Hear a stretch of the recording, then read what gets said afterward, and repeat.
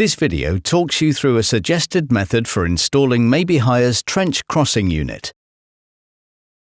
There is a general requirement of one lift supervisor, one slinger signaller and one operative. A crane lift plan designed by an appointed person plus a mobile crane to install the bridge stated on the lift plan.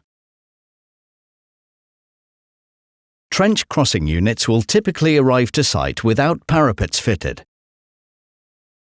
Connect 4 leg lifting chain slings to the 4 designated lifting points and secure a guideline to the end of the trench crossing unit.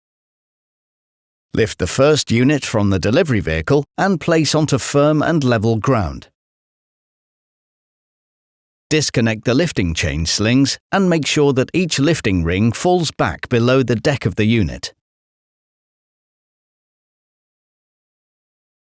Now repeat for the remaining units until all have been offloaded.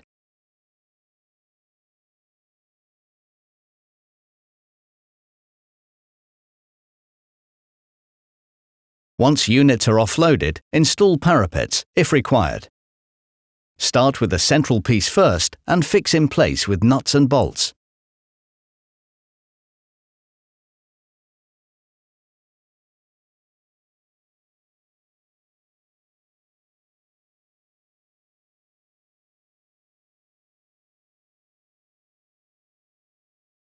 Once the central piece is positioned and connected, continue with installing both the left and right parapets. Connect 4 leg lifting chain slings to the 4 designated lifting points and secure a guideline to the end of the unit to assist the lifting procedure. Next, crane the fully assembled unit into position onto the previously prepared foundation. Once in position, remove the lifting chains and repeat until all the remaining units are installed.